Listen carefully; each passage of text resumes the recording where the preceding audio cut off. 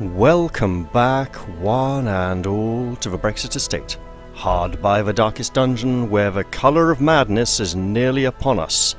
Yes, that rapidly approaching comet that has hung in the sky for so many weeks now is about to plunge into the farmlands, and some madman by the name of Tom Cruise has taken to worshipping the comet.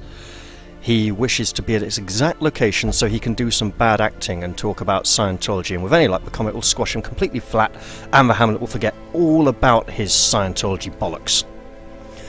So, let's see what we can do this week. We don't have a lot of money, so we can't afford to spend a lot in the town facilities. The only town facilities that need upgrading now are the Nomad's Wagon.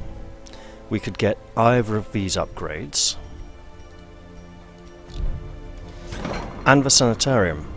Now, to my mind, getting this last cell unlock is much more important than getting one of these price reductions. However, these are much easier to get. Is there a district that we would need a lot of 300? Yes, there is. Okay then. Now there will be new districts when the Crimson Court arrives, and that the Colour of Madness. And that'll be very interesting. Actually, depending on how bad my upload speed is today, the Colour of Madness might have been released by the time this episode is available for you all to view. But I'm putting up there anyway. Then tomorrow night we'll have the usual Wednesday night roleplay. Then on Thursday we would usually have a Darkest Dungeon episode, but since we've just essentially had 3 or 4 back to back, I might do one of the off games for Thursday and Friday. Then on Saturday we'll be back to Darkest Dungeon, so we'd then have Darkest Dungeon on Saturday, Monday and Thursday again, as usual. It would be really nice to get one of these. I think the House of the Yellow Hand is our best bet, and that's going to involve a lot of portraits. So we want to do portraits. Oh, and we were looking at doing a mid-level quest this week, weren't we? Yes, we were. And the mid-level quest seems to be here. So we'll want you, without a doubt. You are drinking.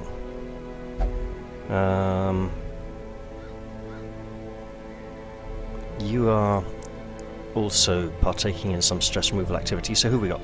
But you. So that's a shame because we do want our level 3s to level most. Okay. Here's a party that will probably run into the fanatics, so we want to be careful about that. Oh, there's one here as well. He does a lot of bleeds, so we might be better off going to the Weald. Okay. We'll get more busts here. This is Feather Crystal, which is not bad, you know. There, I've looked at the patch notes for the Colour of Madness. So hard not to call it Crimson Curse, and it is going to get a little bit crazy. There will be so many changes, and I really don't like some of them. Basically, a lot of the single self-target buff skills are becoming single-use battle-long skills, but some of the party buffs are becoming single-use battle-long skills as well, which is really bad in case someone has an affliction and refuses it, and the phone's ringing and I'm not going to answer it because it's probably not anyone important. I'm busy, I'm recording, and they'll leave a message if it is important. We have nuisance phone calls sometimes, it's very annoying. So, do I want to go to the ruins? Or the... You know what, this is hit up all the rooms, this is just try and find 3 locations. We might get lucky and manage to avoid the fanatic there. In case we do run into him though, what kind of trinkets do we want to take with us?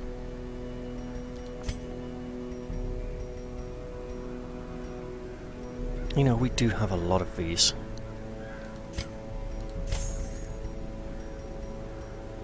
Okay, so we got that. You know what? Debuff skill, there we go.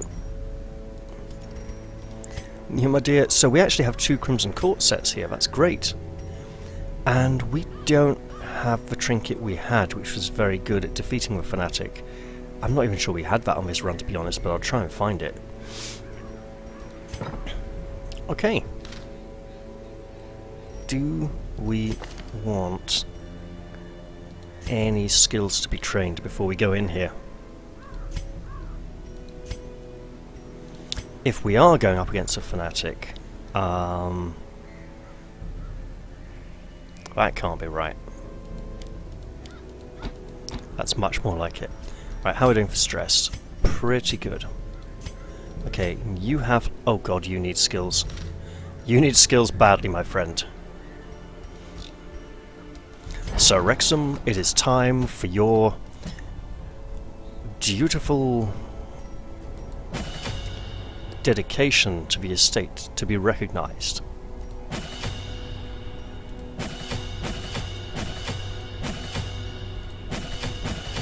There we go. That's a lot of money, so we're going to have to hope this is quite successful, but we do have an antiquarian who can force Sir Wrexham or the Flagellant to guard her. If we go for the Flagellant for low health, that will actually work quite nicely.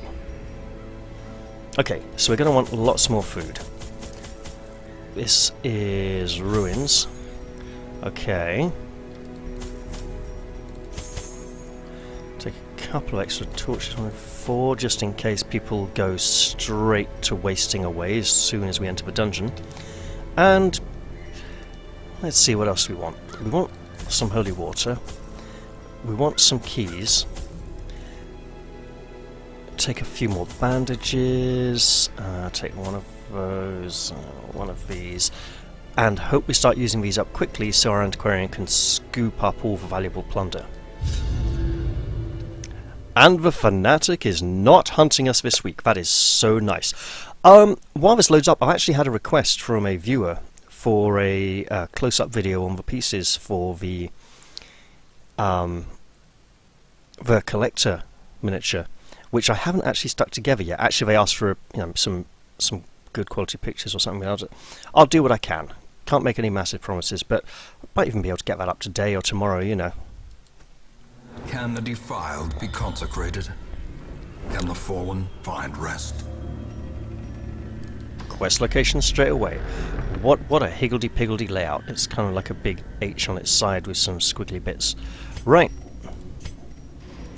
You're religious. Study these tomes and go insane.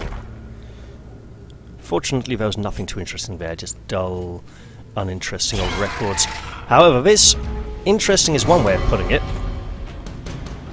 Absolutely terrifying is another one. You utter horrible creature.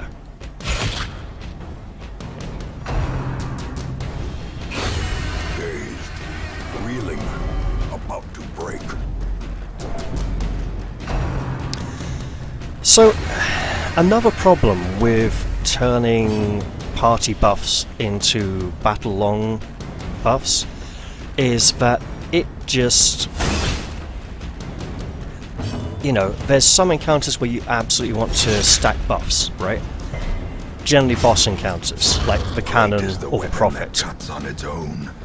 And facing the Cannon or the Prophet without the ability to stack up some high dodge values for when the ceiling starts falling down is pretty bad. You know what? Press this advantage. Yeah, we got that kill. Don't you dare, she's healthy, she's not infected. She's still not infected, that's great. Which means this needs to go quickly. Decimated. Perfect. Absolutely perfect. Oh yeah, we're sorted. Gently. This is how a life is taken. Ah. Bit of a problem here, as you can see. Well, that's pretty much that then, isn't it?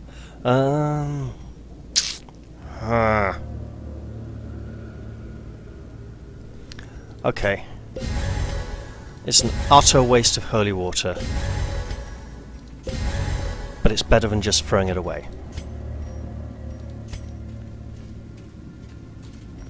Let's put that there. Hope we use up some of these soon.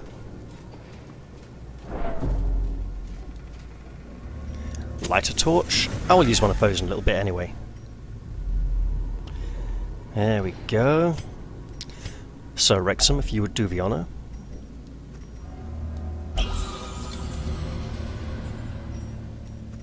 There we go. And no scouting checks, so we have to go this way. And we have no holy water now, which is unfortunate. Oof.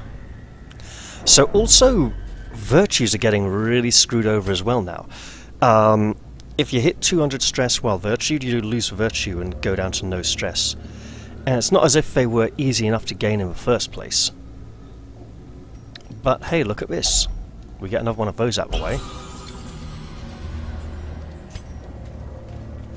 And we carry on. If we find the third one on this little 2-room branch, we will be remarkably fortunate. But we need a lot of money from this run anyway, whatever happens, and oh, fun! Here comes the challenging stuff. Right, you are dangerous. Probably still going to hit though. Oh, nice! Right, bang! Okay, not quite the boom I was hoping for. Unnerved, unbalanced.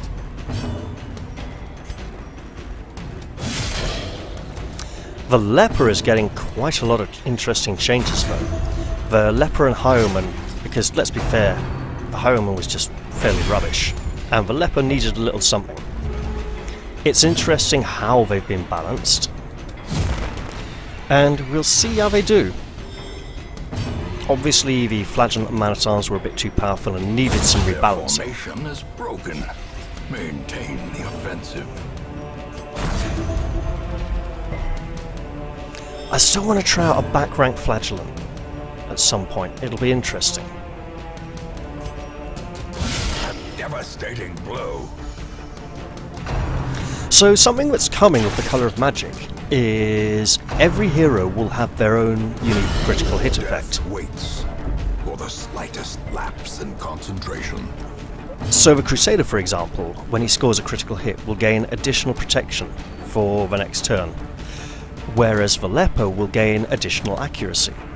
Now, critical hit chances will have been ramped up slightly, which yes means enemies will cause more criticals, but it does mean I get to go back and balance the Twilight Knight and the Librarian to have higher critical hit chances. And I wonder what the Twilight Knight's critical hit buff should be. Perhaps extra virtue chance? I'm pretty sure the Librarian's is going to be like a personal experience penalty, so she gets less experience at the end of the dungeon than the other heroes do. And yeah, some of her skills are going to get... And also her trinket with the placeholder effect will probably be getting tweaked now, because there are so many nice new modding opportunities of trinkets that a lot of fun things can happen.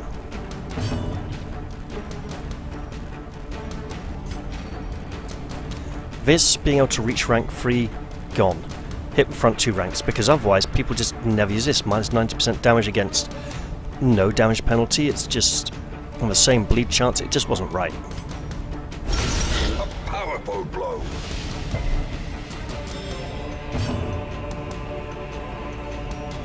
Right, 2 turns dead. In theory. It's not a very good theory. Perfect!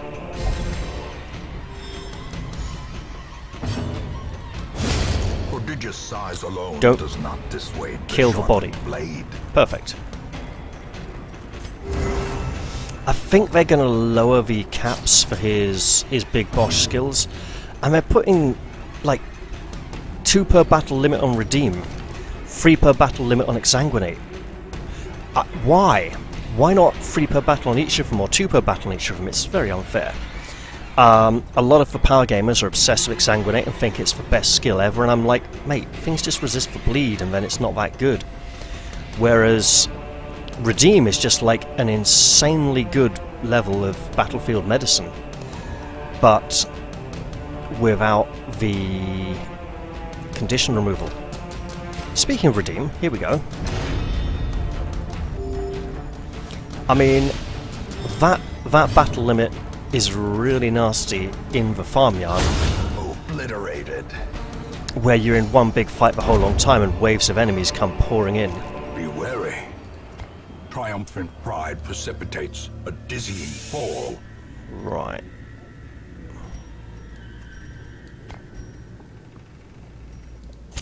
The match is struck. A blazing star is born. Oh, more treasure.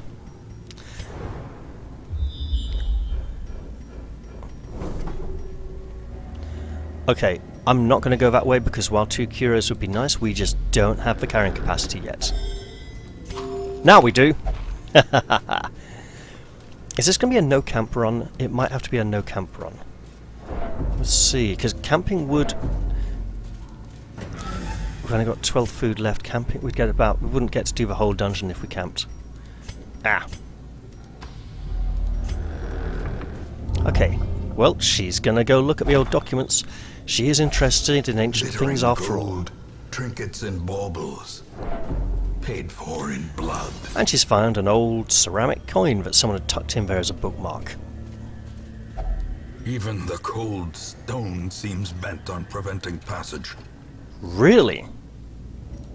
Well, that's Without interesting. tools of iron, you must rely on flesh and indefatigable purpose.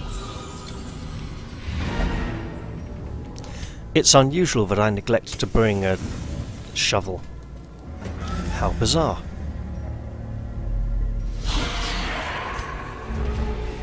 If we could get to like at least 3 more rooms explored, that'd be ideal. Speaking of ideal, we do not want your stress, lady. Take your stress and take it away. And then the flagellant will flail at you.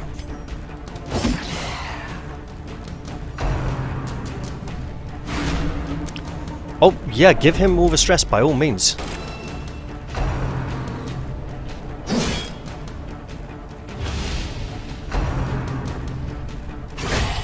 A dizzying blow to body and brain. You know, if any of you have got any ideas about stress abilities for the Twilight, for critical hit. Sorry. Hope blossoms. So yeah, critical hit buffs for the Twilight Knight and Librarian. If any of you have got any ideas or suggestions, feel free to just pop them in the comments section down below and I'm sure I'll look at them. Continue the onslaught. Destroy them all. I mean, I like the ones I'd thought up, but if someone comes up with a better idea, that's great as well. A singular strike. Wow. Yep, it goes both ways, lady, but only you got the critical hits.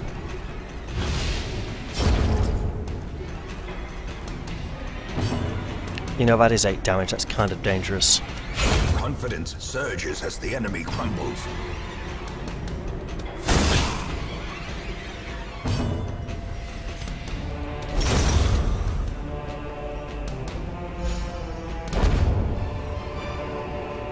Seize this momentum.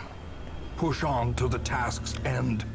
We shall absolutely do something about that bleed, because it helped makes room for treasure. And onwards. Okay.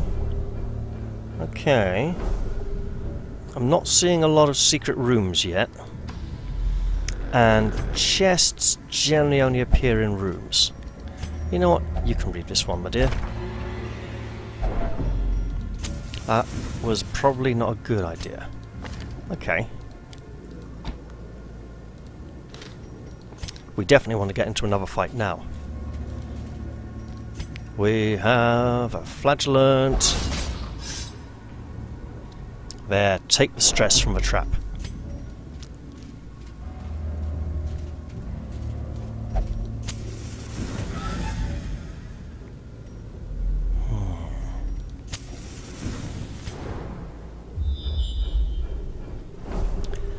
Okay. I mean, that's not even a treasure room, so why don't we just go this way? Just try and pick up some treasure. Okay, there's a torch and hopefully an antique with it. Finding the stuff is only the first test. Now it must be carried home. Nanya, you have way too much stress to do this. Amira, you're used to old devices. Hell no. Oh, thank goodness for that. If they insisted on using a supply item, and I hope that doesn't get patched in, that'd be a waste. But it's like, oh look, someone wants to interact with this curio and fuck you all over by summoning with Shambler. That'd be great, wouldn't it? Antiquarian. Observe the ancient deeds and documents. Behold their mighty details, and be impressed.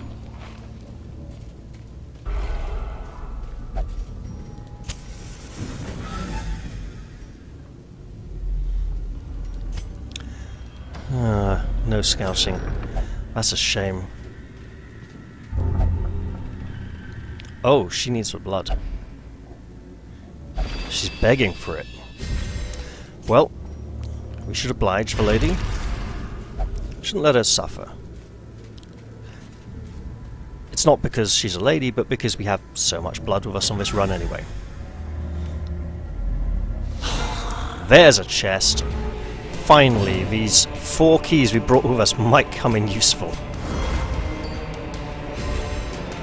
The blood quickens.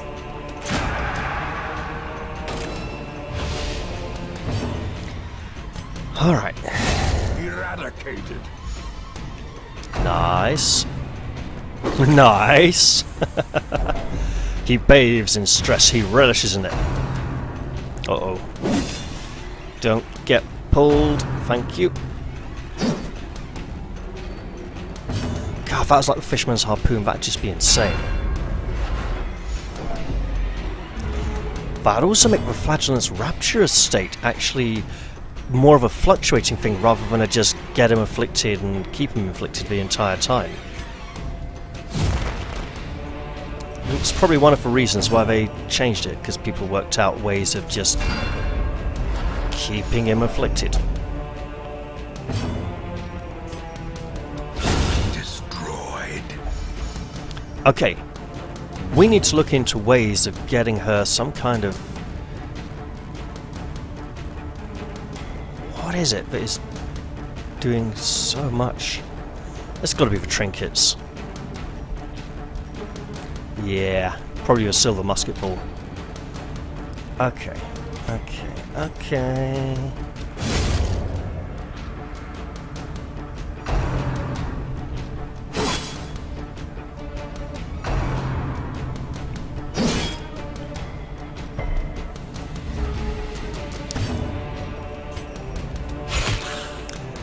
So, we just want to take him out really quickly.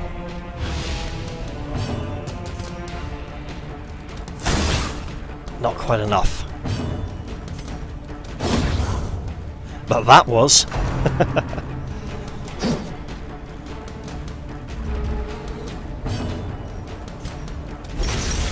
I considered going for a stress transfer there, but I'm better off just finishing this fight quickly before reinforcements come.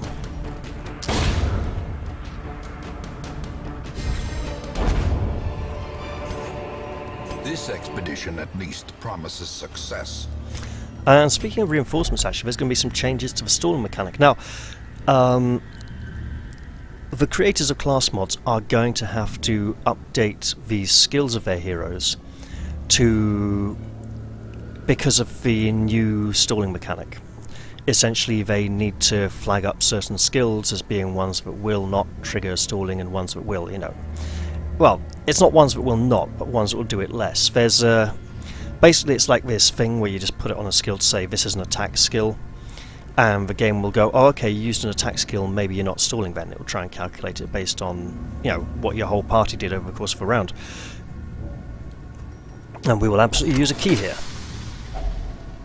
Packs laden with loot are often low on supplies. You know, I think this is our signal to leave, to be honest. Just like that. Here we go. 20 each. 15 each. Yeah, okay. We are getting out of here. We shall return to the hamlet, proud to have done well, and returning arms laden with loot.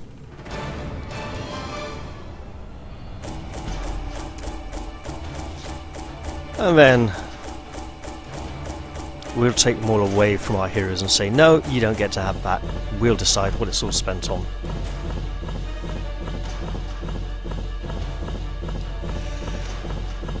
Yeah, I'm not sure. So I have somewhat mixed feelings about Colour of Madness. I like a lot of the things, and I like a lot of the modding opportunities, but I'm not sure I like all of the changes to the core heroes. Some of those I feel I'm going to disagree with quite strongly.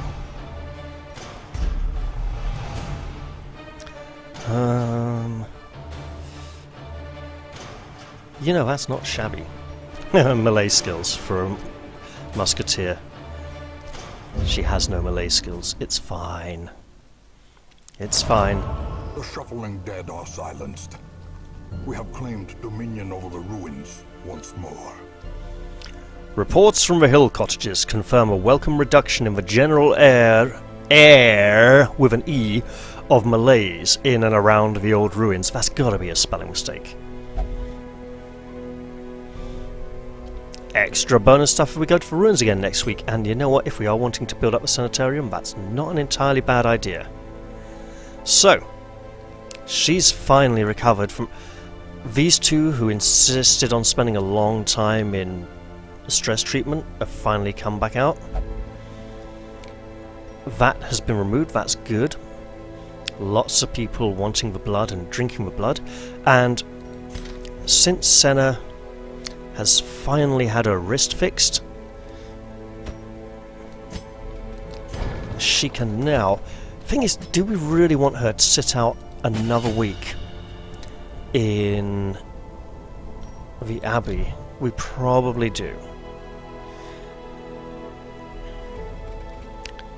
Or do we want to take her out on a quest again with someone like Vernon and just burn down that stress of hers really quickly?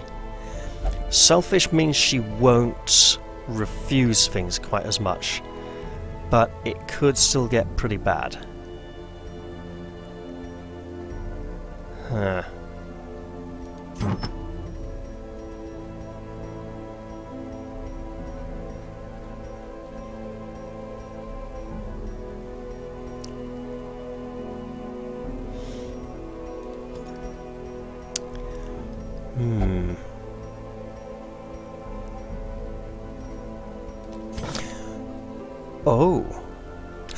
Oh!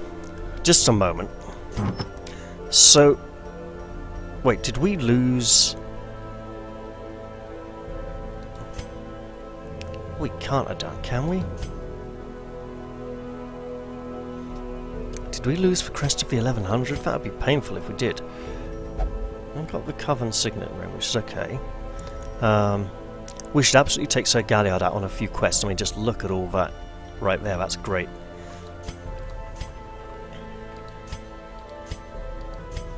You know, we might have actually lost it.